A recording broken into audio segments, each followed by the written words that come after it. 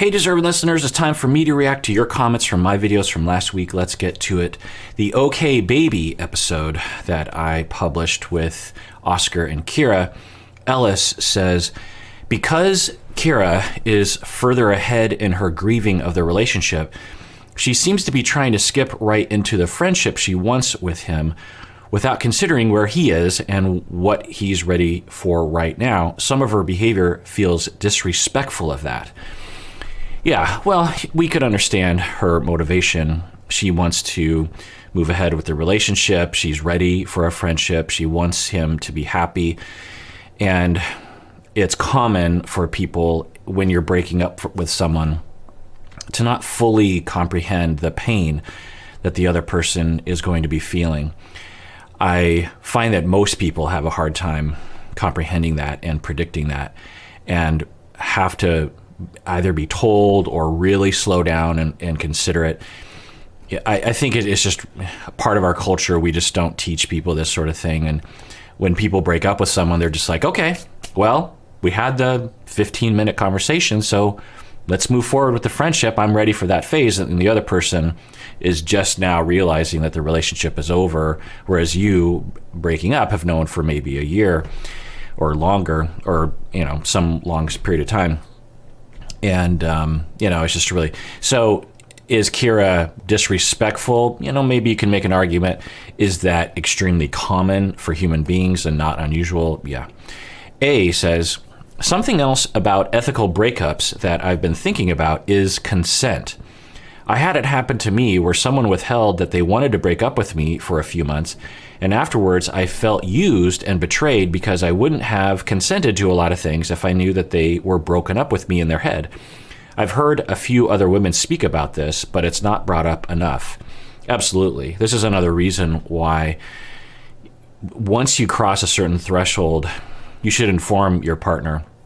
And I've seen various different practices, most of which are not great.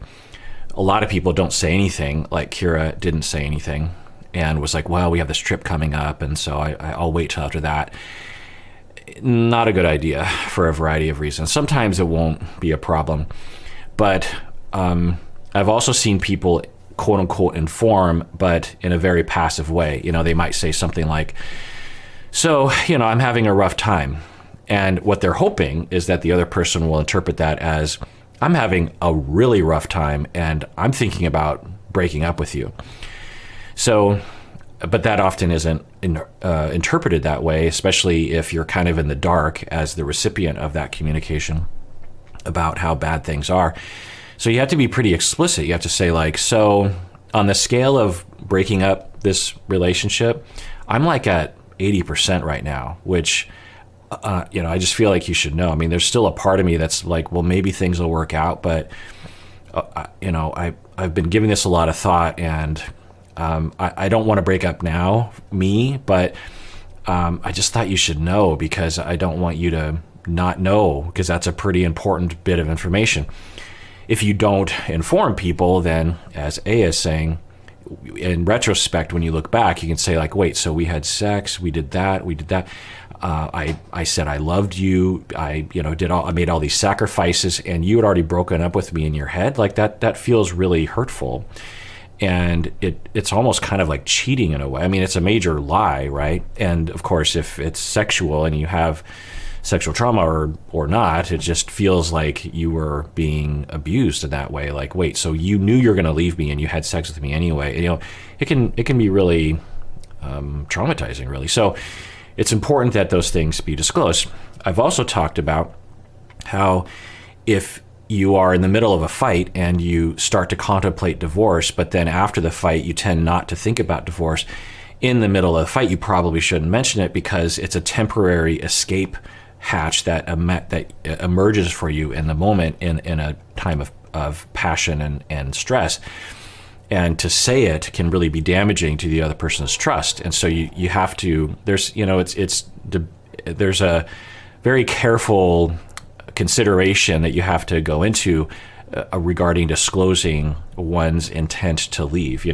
At what point do you disclose? Yeah, and for a lot of people, they get real confused. And that's why it's important that when you do break up, that you really describe and what your process was. And of course, that requires you to know yourself pretty well, but you really have to describe it's like, so 3 months ago when this happened, I started to become more like 51%, but I really wanted to fight for the relationship. And, there had been times when I thought maybe this relationship isn't right, but then things got better. And so I didn't know what to do there. I thought, well, I'm 51% right now, but does that mean it's over? I was really confused, and I wanted to tell you, but I also didn't want to hurt your feelings, and I didn't want to bother you with it. It's important to download all that process, because if you don't do that, then you risk having the person you're breaking up with feel used and lied to. And because a common scenario, like with Oscar and Kira, is with just a little bit of information, the Oscars of the world are like, so wait, you were 100% sure for a long time, for many, many months, and you just never even told me? Like, that feels pretty awful. And Kira clarifies, she says, no, I mean, I didn't really come to grips with leaving you until a couple months ago. So a full discussion, and this is why ethical breakups often involve a lot of disclosure from the person breaking up, and a lot of conversations and a lot of revisiting of the conversation. Because, when you do the first breakup conversation, it can be such, the scenes in movies when the protagonist is told that they have, a year to live or something, the sound goes down and all they can, they can't even hear what the doctor is saying. That's what it's like sometimes when you're being broken up with. It's like you're getting information, but you're not really processing it. And so later on, you have to have additional conversations, and you have to revisit, because the person being dumped will have time to think like, wait, so what about that? And what about, you have to have those additional conversations, and there might be some messiness there. The person being broken up with might get angry at you and might be unreasonable. And you, as the person breaking up, have to withstand that within reason. Of course, abuse is not okay, but what often happens is the person breaking up is just like, well, I'm not going to, I already told you, I already apologized. Like, how come I'm being yelled at? How come you're angry at me? Like, boundaries, move on. Why are you holding on? I told you last week, we're done. And it's like, it takes time. And if you want to be compassionate and fair, sometimes you have to withstand a little bit of anger and hear it and be like, yeah, I hear that you're angry. You don't have to take it personally in most situations. You can just be like, well, they're angry at me, but it's not really my fault that I fell out of love with them. I can't really do anything about that. But, to be there and to hear it is important and fair and ethical and compassionate. Money says, I would really be interested in your perspective on the 7-year itch. Also on how adding another baby into the family affects the marriage dynamics, including postpartum depression. I'm curious about your opinions and professional advice. So the 7-year itch is a cultural notion that seems to bear some truth when we look at data.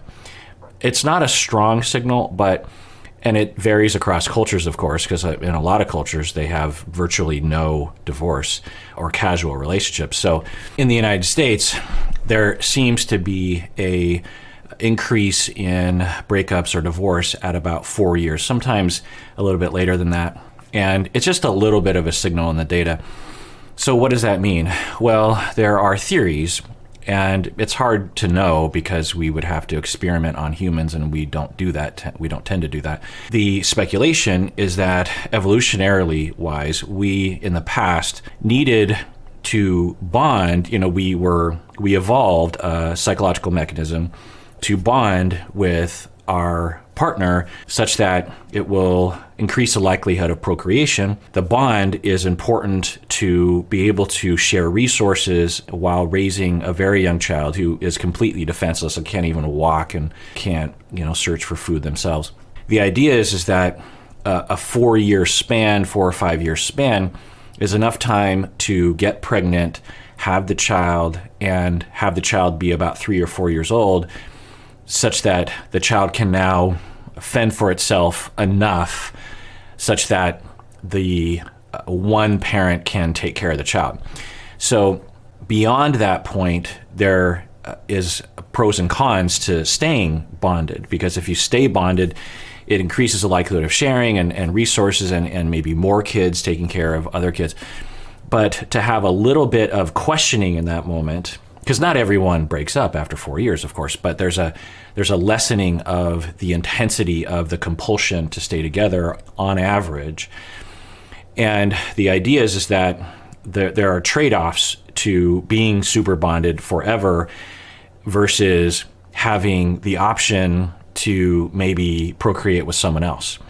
And that's the idea, is that there's we seem to have evolved, because not all animals are like this. In fact, very few animals are like this, where they couple, because a lot of animals, sometimes they don't even see each other. They lay the eggs and someone else comes by and fertilizes the eggs, so there's bonding is for our species important for survival, apparently, because otherwise we wouldn't be compelled to do that. And then and all those feelings of in love and all the stars in the sky and staring into each other's eyes and loving the way they smell, everything is we've evolved to be that way, clearly. And it would stand to reason that it's for procreation, and it also stand to reason that once you have procreated, the bonding isn't as important. And so we see this signal, and people will argue that we're actually designed to potentially have serial monogamy, right? Polyamorous, open relationship, people will promote this. It's hard to know, and I've done a whole deep dive with Umberto on Are We Monogamous? I think that's the title of the deep dive. We talked for hours, and it was much more complicated than I thought, and there's a lot of research, and there's a lot of speculation. There's people on one side that are like, we're absolutely designed to be monogamous. And people on the other side are like, we are not designed to be monogamous. The conclusion that I came to is that we were designed to be flexible. In some circumstances, it serves us to be monogamous. In other circumstances, it serves us to not be. And that's what possibly makes our species so special, is that we can adapt to a lot of different situations, depending on what society or what the survival calls for in the moment. We have choices that we can make, and we have to know what is best for us. And that's kind of hard, because what I find is that people will say, we were born to not be monogamous, because I think what they're trying to do is they're trying to justify their own needs. They don't want to be monogamous, or someone else wants to be monogamous. They're like, no, God said we're monogamous. And instead of just investigating themselves and standing on that and just being like, I feel like I need to be monogamous. Additionally, what I'll say is that when I've worked with couples, there is a wide variety of things that I've seen. Some people have crises within the first year. Some people have crises 20 years in. Some people never have a crisis in their relationship. So to say the 7-year itch or the 4-year itch is a universal thing is just not true. So understand that. And the data shows that like I said, it's just a slight bump at about 4 years, depending on how you look at it. So the other thing I'll say is that generally speaking, regardless of what timeline we're on as a couple, we tend to have an intense bonding period. Not everyone, but we tend to have that period where it's just like you just can't get enough of that person. And and research shows in the brain it's akin to cocaine addiction, which actually one should say cocaine addiction is akin to falling in love and being compulsively attracted, because we evolved to be compulsively attracted to couples so we can procreate and share resources. And cocaine might co-opt that brain, might hack that brain system, so to speak. So we clearly have that. At some point that ends. Some people claim, like the Swan couples claim, that they never lose it, which might be true. I'm a little skeptical of that, but anyway, we seem to have that, and then at some point it starts to change into something else. And it's hard. This is where philosophy comes into play. People will try to scientifically describe this, but we just don't have that resolution in the brain yet. So the way that people will say is like, I changed from being this hot, passionate lust, obsession love, to mutual respect and a best friend and someone I like to hang out with, and the first person I think of when something important happens in my life, the other parent of my children, the person I want to grow old with. It changes into something else. And that transition sometimes happens at 4 years, but sometimes it happens at 1 year, sometimes it happens at 7 years. That's usually what we're talking about when we're talking about the 7-year itch. We're talking about that transition from hot and passionate, almost like you have no choice but to be with that person, to something a little bit more long-term, a little bit more sustainable, a little bit more rational, a little bit more cool, a little bit less compulsive, if you will. Anyway. And as a couples therapist, I've helped a lot of people with that transition.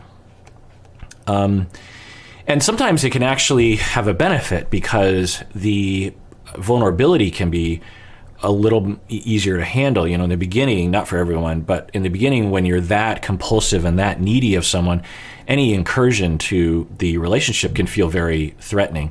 Whereas once you are in that other phase of relationship, there's sometimes less conflict is the point. Anyway, the other question you say is, adding another baby into the family affects the marriage dynamics, including postpartum depression. Yeah, I don't know. There's a lot of postpartum mental effects, including anxiety and OCD and these kinds of things. People often think of postpartum depression or perinatal depression, but anxiety is actually really common as well around birth. So we don't have any indication of that with Kira. But adding another baby into the family affects the marriage dynamics. They have 4 kids. So, the difference between 3 and 4, is there, but it's not as great as, say, the difference between 1 and 2. So I don't know their situation, but I suspect that the 4th kid, I don't know. It could be. It could be that the 4th kid pushed him over the edge, or it's hard to know. There's just a lot of questions as to why Kira would have fallen out of love with him and what could have happened there. Because for Oscar, he just seemed completely surprised. Like, I did what? Like, how come? I thought our relationship was good. We had our issues, but I didn't know it was that bad. And that's, it's kind of common. And as I said in the video, people fall out of love for a variety of reasons. And from the outside, especially if we have a vested interest in the relationship, we want the relationship to sustain itself. We'll blame the person breaking up. We'll blame the Kiras of the world. It's like, how come you didn't give it a chance? You should have given it more time. And we could only say that if we believe that the Kiras of the world impulsively broke up without thinking about it, which is possible. There was some yellow flags of that. But usually when people are breaking up, by the time they actually say it out loud, they've been sure for a long time. And so the assumption that a lot of people have, particularly if you're being dumped, there's this assumption like, you didn't give it enough time. You didn't work at it. You're throwing something away. And I get that perspective because you weren't with them in their heart and mind through those times when they were like, oh, I can't do this anymore. And they didn't let you in on that. So it's, there's that. And in our society, we have an allowance of freedom to come and go in relationships, and that's there are pros and cons to that. I prefer myself, I was raised in this society, to live with this, as opposed to a place like India where divorce rates are like 1% or less than 1%, largely because the culture will have impose consequences on you if you divorce. But anyway, and there's different values in the culture that promote longer term relationships. Anyway, when you have that freedom, then people are going to leave for a lot of different reasons. And it is a bit of a mystery. And for me, what I've found with people is that you just kind of know.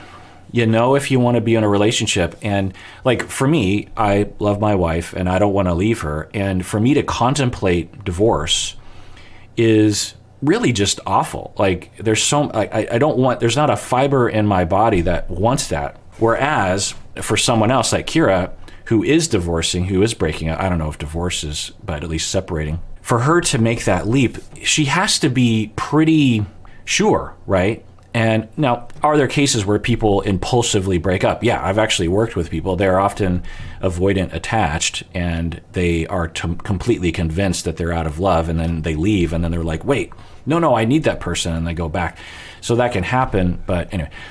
Andrea says, Kira and Oscar uploaded a second video that put things a little more into perspective. Can you react to it?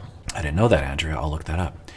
MMT, and by the way, I always like that when people, because I'm not super aware of these kinds of things. And so if you ever want to just send me a video, you can go to our website, psychologystyle.com, fill out the contact form, and I will, I'll look at it. I don't know if I'll always react to it, but it is I didn't know about this video. Someone DM'd me on Instagram, actually.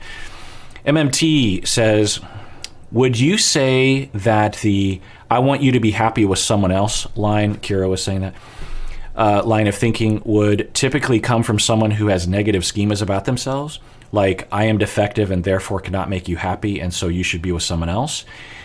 Yeah, I mean, certainly that's a possibility. It didn't come across that way when I was watching Kira. She seemed to be like out of love and wanting the best for him. And also, it would be convenient for her if he did date other people, because it would show to her like, oh, he's moving on and he's happy and he doesn't need me anymore. It's not a malicious thing, but it's not an uncommon desire for someone in Kira's position. Big Ed, the Be Quiet episode. Layla says, I found this interaction so interesting to watch. The moment he realizes his love bombing behavior isn't working, you can almost see the panic set in for Ed. It might be that he really believes he is unlovable without some level of power or over his partner, without having some level of power over his partner. If that's true, it's so sad, and I feel empathy that he doesn't experience that mutual teamwork type of love. Yeah, the episode was interesting, and I forget what I said in the video, but it appeared, it's hard to know because they really just didn't ask Coyote much, but it seemed as though she just was like, he just is always talking about our connection all the time, and I'm not feeling it, and it's bothering me. It's like this anxious pressure to move things forward and to call out a connection that I guess I kind of feel, but not to that extent. And could we just date? Could we just talk? Could we just be genuine and relaxed? And I think she was trying to get that happen. And eventually she's like, be quiet. Just shut up, which I don't recommend people do. I mean, she's basically just telling him without any path forward, seemingly from the edit, about what they should be talking about. And of course, there's a language barrier, but it seemed like that's where it's coming from. But it's hard to tell from what we saw. But that's the way Layla, the commenter, is seeing it. And you're also saying that it might be true that he believes he's so unlovable that he has to try to convince and he has to work different angles to get love, and in the process lacks empathy and lacks understanding and mentalization of what's going on because he's so anxious and panicking and isn't actually paying attention to what's happening, which actually causes people to leave him, which is interesting to think about now that I'm thinking about it, that he might actually really fit with someone who's prone to abuse victimization, because who knows, but when you have that kind of behavior and you're prone to abuse as well because of the panic and because of the deep wounds that you have, when you meet someone that doesn't respond well to that, it could indicate that they're actually healthy and someone who knows themselves, someone who actually is relaxed enough to sort of take in the environment and be authentic. And you push them away. You push away the coyotes of the of the world, and you actually only attract and bond with someone who actually is prone to not recognizing victimization and who doesn't have a sense of themselves and is more susceptible to love bombing. I'm not saying that his relationship with Liz is inherently a problem, but it does raise some questions. But it's hard to tell from the show because they don't give us a lot of data, because that's not the sort of show it is. It's just a entertainment thing.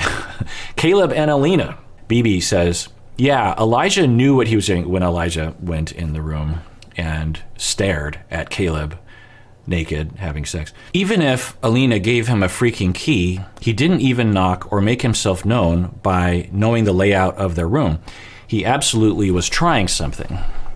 Yeah, it's hard to know exactly. I mean, we could imagine a situation where Elijah accidentally barged in on them and then was stunned or thought, oh, now I'll make a joke. I'll act like I meant to, and then later kind of rewrote the story. It's also possible that he says he's looking for a comb or a brush or something, so that sounds suspect. And he certainly could have said, oh my God, I'm so sorry, and closer. But there's a possibility that he said, haha, I'm going to wait for them to might be, having intimate times and he's naked. I'm going to bust into the room and I'm going to stare, and then I'm going to say, well, that's just the bee that I am, or whatever. And isn't that what he said? Anyway, and then you have to think, like, why would you do that? In what world does that feel? And we started to see behavior from him towards Alina that started to look hostile in a very unnecessary way. And you just think, why is this happening? Caleb and Alina seem to be doing pretty well, and they're dating. They've been in person for a week, and you're pressuring Caleb to define their relationship. You're outing Alina. You're breaking in on them having sex. I mean, huge yikes. KJM says, while I am glad that TLC has removed Alina from the show for her comments, just chiming in here. Yeah, someone actually emailed me and told me that TLC is removing Alina from the show, I think meaning that they are quickly editing all future episodes to just get rid of Alina and Caleb and Elijah altogether because of social media posts that Alina has in her archive that have come to light, showing her being racist in a variety of ways that I've talked about in a couple videos prior to this moment. And that's interesting. And I don't know what to think about that. On one hand, it makes sense that TLC as a corporation doesn't want to be seen as rewarding someone who has harmful behavior and unreasonable behavior in the same way that you wouldn't, say, have a movie that Harvey Weinstein made or something. I mean, it's taking it to an extreme, but anyway. So that makes sense. But on the other hand, it is kind of a bummer because I was curious how it went with Caleb anyway. I mean, it eliminates Caleb from the show as well. The other thing I'll say is that I don't know Alina's situation, and all I can do is speak for myself that as a half Asian person, seeing her post was hurtful, but I'd be willing to hear an explanation and an apology from her. I don't know her. She might be a terrible human being in general, or she might be a wonderful human being in general, but I'm just saying that's how I react. If other people want to react differently, obviously everyone's entitled to their reaction. People want to, get out their pitchforks and torches and, run her down, metaphorically speaking, on the internet, then, I guess that's people's choices. But I'm just telling you my own reaction. And so is it, and then of course the question comes up of, well, wait, so other people were not fired from the show. And let's look at the list of all the people who were fired and when TLC knew about the issues, like with Jeffrey. And is there a double standard there? Is gender a part of that as well? Is there a really low threshold for some behaviors and a really high threshold for others? It does bring up a question.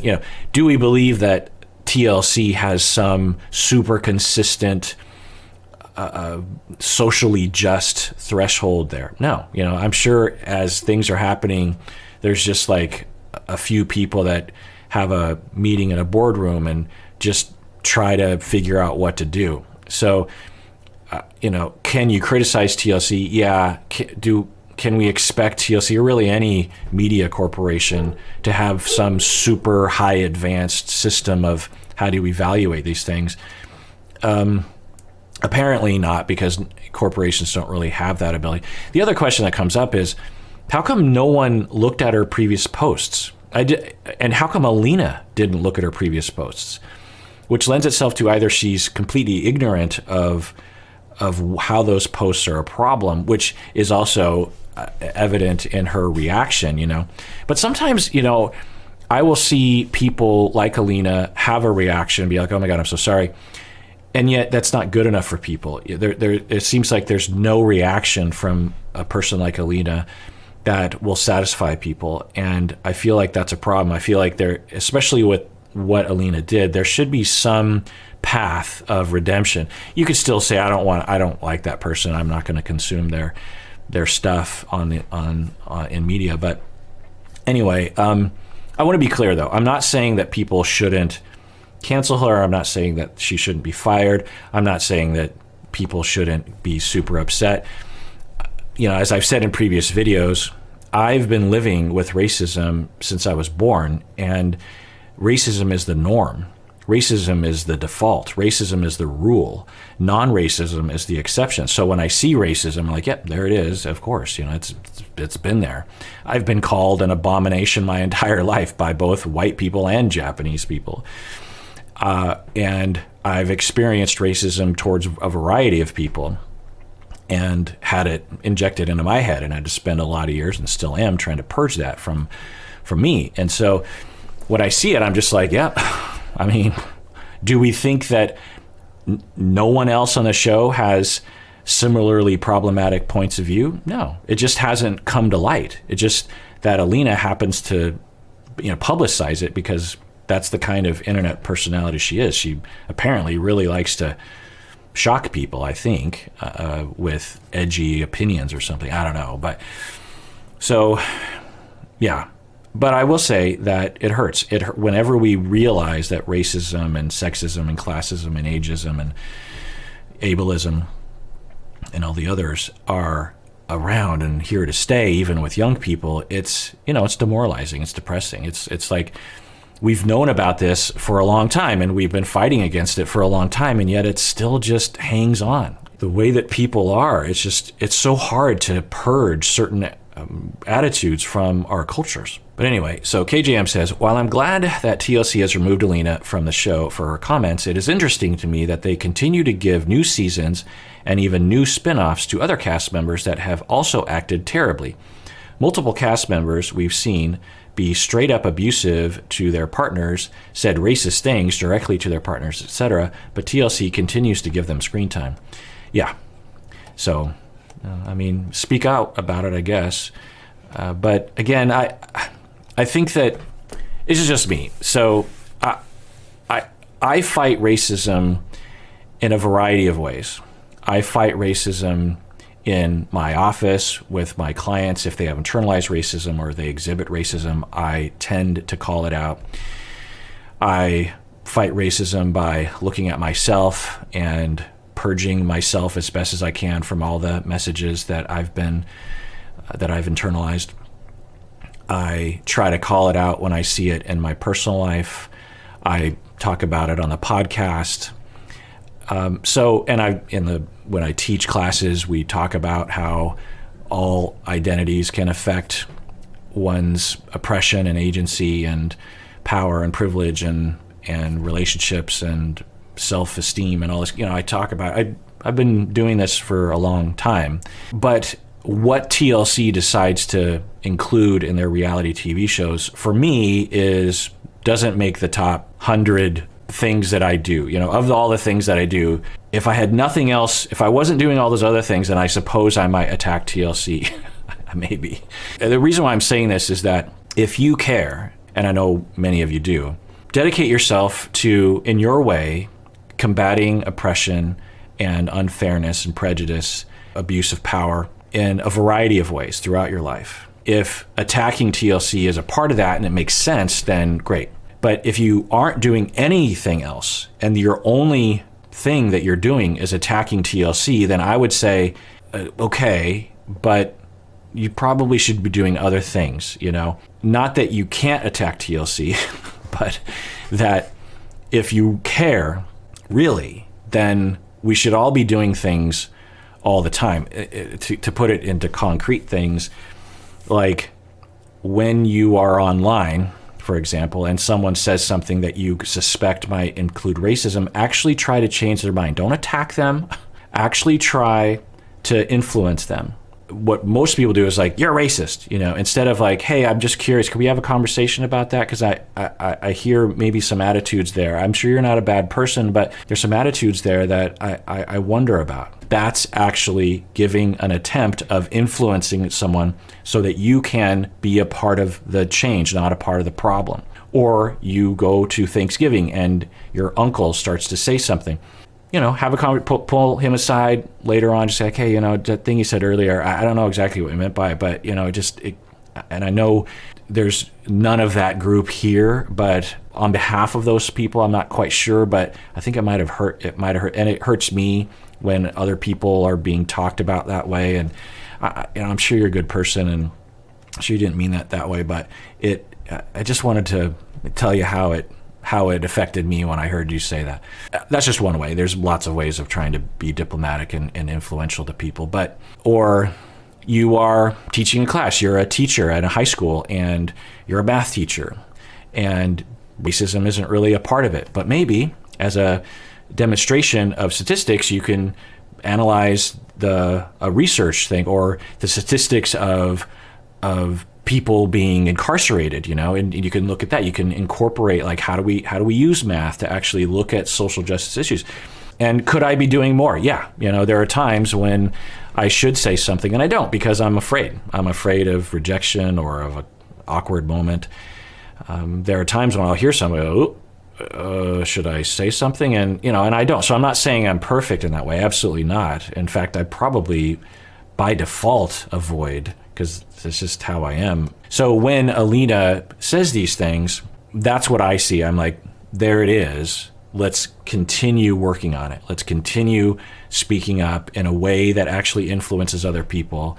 Let's lead the way by example. Let's call attention to it, but don't, alienate people. Let's try to change. Let's slowly work our way down the mountain of racism. I am not good with idioms. The Virgology channel, Virgology. I think the escalated outrage of Alina's racist posts is because she seems somewhat oblivious and non-apologetic. I'm all for giving a chance to someone who is ignorant, but she went after African Americans, Asian people, and Muslims. So it's not really what you could call a slip of the tongue. Yeah, it's not a slip of the tongue by any means. No, it was very purposeful what she was doing. Mike and Jimena, the fart episode, Denicia says, it was a low blow for Mike to say he's not like the other men she's dated. Right, yeah, I didn't comment on that because I don't know if it occurred to me at the time, but reading comments, yeah, absolutely. I mean, it's not like Jimena said, yay, a guy who kills people for a living, I want to date him. That's not what happened, right? From her story, she met someone, they were going out or fell in love or something, and later she found out that he was someone who did that. She became very concerned and scared, tried to leave him, and then that's when he was threatening her. So to blame her is blaming the victim, really. I mean, I'm guessing that the guy didn't volunteer that information on the first date. So for Mike to say that was absolutely, a low blow, 100%. Now, I should have caught that in the moment, and I did not. Tasha says, I'm the type of person who is generally okay with burping and farting. However, if my farter belched loudly at the dinner table when first meeting my parents, or let out a huge fart on top of me while we were making out in bed, yikes. Right, I mean, from at least his account, the fart was involuntary, and he should have said, oh my God, I'm so sorry, but he didn't. He just kind of laughed. But the burp seemed, because, there's a way of burping where you're like, oh, where it seems like it comes on suddenly. It seemed like he was doing it on purpose. And people were commenting that he hasn't dated in a long time, maybe ever, and he's lived with men his whole life, and it's possible, we don't know, we can't just generalize that all men are farting and burping all the time.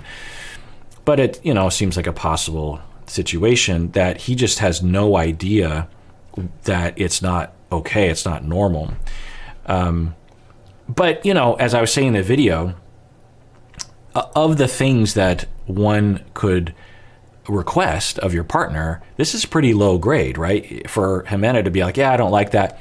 She could just be like, instead of like, oh my God, I need to break up with him, she could say like, hey, don't do that. It's just not. And he seems open to it, right? So, and there was no indication that she couldn't say anything. So it's, as I was saying, Jimena is in the norm. Her reaction is, in my anecdotal experience, more the norm. So she's completely entitled to not like that, but to hold it inside and then to just, paint him in this brush of like he's a child and he's a terrible human being and he doesn't understand anything. It just seemed a little hasty to me, particularly when they had the conversation where Mike was like, "Yeah, totally, it's understandable. Yeah, I won't do that anymore." Seth says, "It took me over 2 years of dating to fart in front of my partner, but when I did fart, it was liberating. I literally would get up out of bed in the middle of the night and walk to a separate room to fart. That just isn't sustainable for a lifelong marriage. Ha ha ha." Yeah, I mean, people differ about that. Some people literally, for their entire marriage, will never fart in front of each other. It's all about choices and your culture and just and I always say this, that own your feelings. Don't generalize. If you want to fart in front of your partner, that's fine. If you don't want to fart in front of your partner, that's also fine. But don't say it's wrong to fart in front of your partner or it's wrong to not fart in front of your partner. Just own your feelings, because it's not true that it's wrong to fart in front of your partner. Some people don't care. Some people celebrate it. Some people don't like it. Just own your feelings. Say, some people, I'm not alone in not liking farting in front of my partner, but don't say it's wrong and you're wrong. Mike, you're wrong. Just say like, hey, I don't like that, and please do that. Give someone a chance. Kim and Usman, the begging episode. This user is Kirkland, Washington Honda Dealership. That's what they're called. Are you the actual Honda dealership in Kirkland? Because if so, my name is Kirk Honda. So if you're familiar with Costco Kirkland brand, Costco was founded in just outside Seattle in Kirkland, which is actually near where I grew up in Issaquah and Sammamish.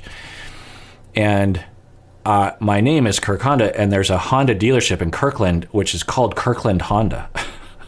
And so, as you can imagine, over the years, I will get phone calls saying, looking for the dealership in Kirkland, because they just Google or they just look up and they see Kirk Honda and they just figure, oh, there must have been a typo.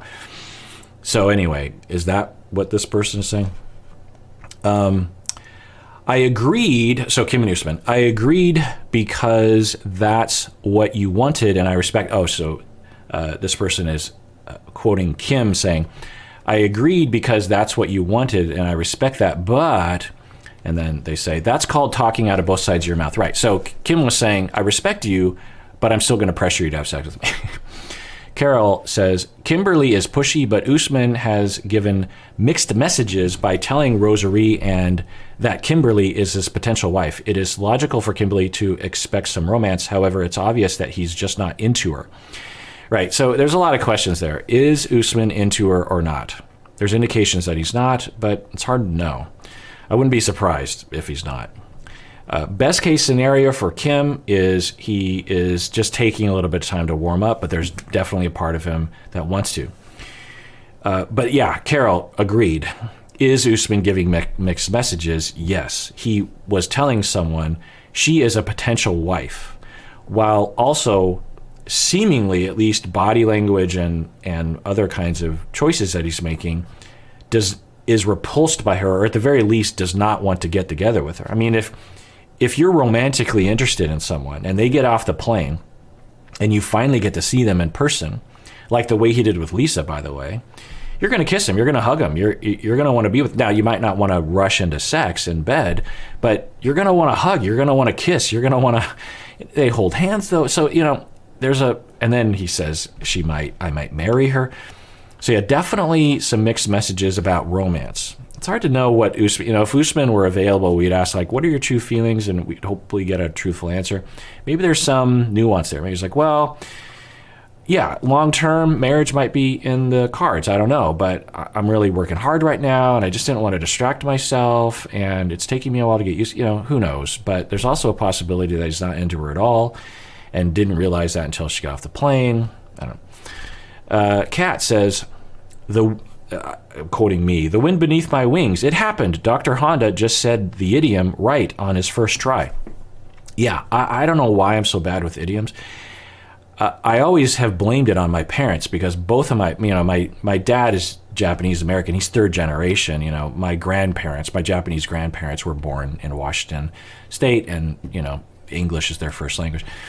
But the grasp on idioms and American English culture, if you will, because idioms are a part of that, was not strong on my Japanese side of the family because they didn't have that tradition. On my white side of the family, English goes back centuries. American English goes back centuries to the 1600s, actually. But I still did not get it much from them. I think because they were a farming family and pretty poor. Not my mom, but my mom's parents when they were young. And not a lot of education and not a lot of reading of books. And I feel like idioms and the command of the English language comes from education and literature and that kind of thing. That was always my guess. So I wasn't raised in a household of literature and idioms and English culture, if that makes any sense. And so as an adult, I really struggle with idioms, and I have to really, whereas if you grew up in a family where there are a lot of idioms, then it just rolls off your tongue. And I'll also say that my parents are also very slow talkers. In fact, when I started this podcast, I was a very slow talker, and I would have to edit my episodes, the content that I made, very heavily because I would pause so often, and I would say and I was a very not great public speaker. And I have known that throughout my whole life, giving speeches or public speaking. I just was terrible at.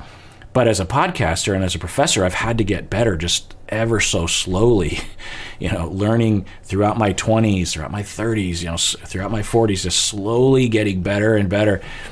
And now I'm at a point where I can do a video like this. But 5 years ago, I probably couldn't have done a video like this because I wouldn't have been able to speak off the top of my head, particularly into a camera, because it's kind of terrifying to be filmed. And so I come from a family where there wasn't a lot of command over speaking and speaking in public. And so I think that's another reason why idioms aren't really great for me. And it's another reason why I stutter a lot, why I struggle, if you don't know. I mean, sometimes I'm impressed with how much I've learned over the years about how to do that kind of stuff. But other times I'm like, yep, there it is, and I always just blame my parents because they're both slow talkers anyway. Debbie video says, Gingy says, "I love how our gauge for intoxication on this channel is measured in jovies now."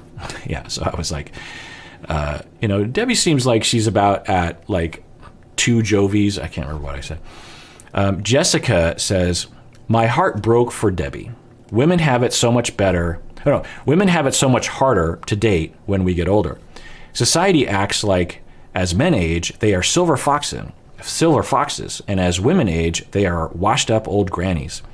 Social pressure has us dyeing our hair, getting facelifts, magical age reversing creams, plastic surgery to try to look young and perfect. Like it's not normal to age, get gray hair and wrinkles." Yeah, Jessica, absolutely. We have a massive double standard and problem in our society regarding not only aging, but also gender and aging. And it is ridiculous. And we see the effect. Darcy and Stacy, we might be able to point to as a product of that really awful pressure. And Darcy and Stacy don't seem to have the support or the education to be able to evaluate that, the internal messages of like their face must be perfect. It might be overwhelmingly distorting their ability to evaluate their beauty and their worth. And we don't know that, of course, but I wouldn't be surprised. And it's awful. And we need to stop it. And I don't see it getting better. People, we tend to see like, oh, we're getting better. We're not like we were before. This problem is getting worse, in my opinion.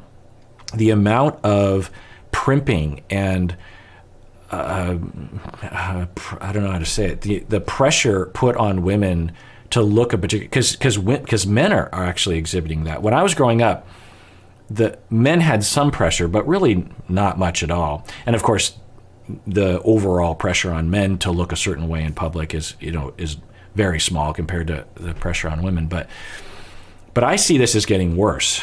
Like when I was growing up, teeth whitening wasn't really a thing. I mean, maybe it was, but I didn't hear it. Now it's the norm. It's just like, well, of course you get your teeth whitened. That's just what you do.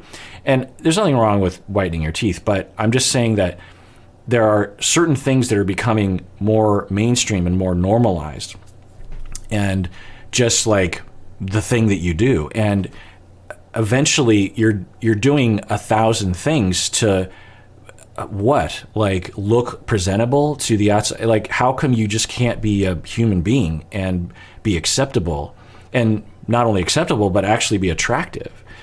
So, but people take it as like, well, that's just the way that it is. It's inherently that way. No, it's not. It's culture. Take someone from 200 years ago and put them in America today, they'd be like, why are you doing all this stuff? Like, that's a lot of paint, and there's nothing wrong with it. I'm not saying that, but it's not inherent. And I'm not saying that we're supposed to change, but in terms of in the moment, but we have to start to look at this, and people have to start speaking about it more. And I don't hear those voices I heard those voices when I was younger. I remember there's a lot of, I think stemming from the 70s going into the 80s, there's a lot of voices around like, as feminists, we do not want to give in to what men expect us to look like, and so I'm not going to do that. There's been different waves of feminism, and some feminists sort of maybe went too far with that, and then other feminists came and said, it's okay if you want to look femme, it's fine. There's nothing inherently men-pleasing about that. It's just the way I like to look, which is also okay. But the point is that I think it's getting worse, and these shows actually don't help. And when we see Debbie, she actually did that, right? She really changed herself. Now, people would argue, well, Debbie, you probably should do something to gussy yourself up a little bit. And maybe she's okay with it. What didn't seem extreme. But anyway, but we can see that Debbie is suffering because she's having a hard time dating. I will say that she's not having a terrible time dating. I've seen worse. I've had clients experience worse.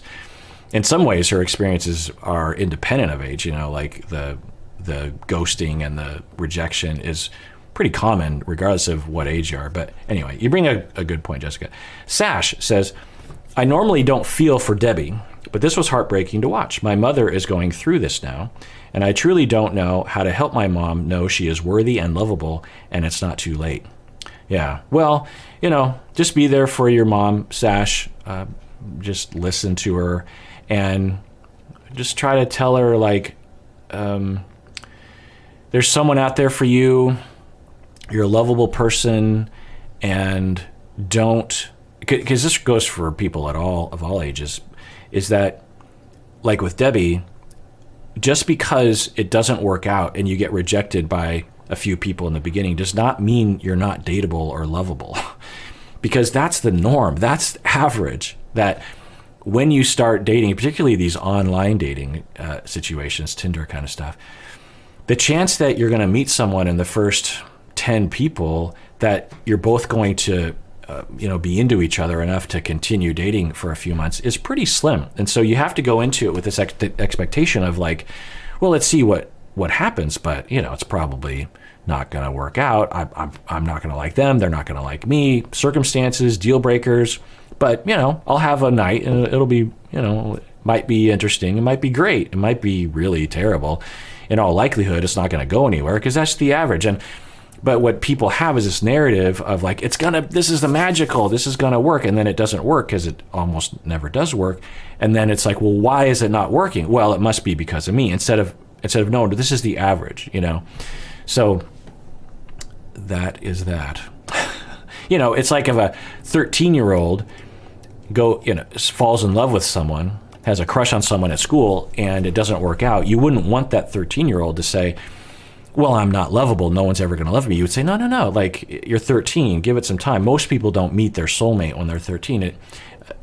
Keep trying. You have a lot of years ahead of you. The same goes for Debbie. That, yeah, okay, it didn't work the first one. Give it some time. It'll work out, probably. We can't know for sure, but definitely it's not going to work out if you have an attitude of this better work or else I'm not lovable. Like, that's not a recipe for success. Anyway. But yeah, it was heartbreaking to watch for Debbie, and I think it's important to have compassion for everyone, even if some of these individuals have some pretty deplorable behavior. Just because people have deplorable behavior doesn't mean that we can't have compassion for them. In fact, we can have compassion for the victims. You know, when Debbie was victimizing Jess, we can have compassion for Jess as being a target of that, but we can also have compassion for the perpetrators of that. And they're full, well-rounded human beings with a lot of different aspects. Some aspects are deplorable and some aspects are commendable and relatable and provoke compassion. I think that, well, I mean, if you watch this channel, I'm sure you agree with that. And everyone out there, please take care of yourself because you deserve it. You really, really do.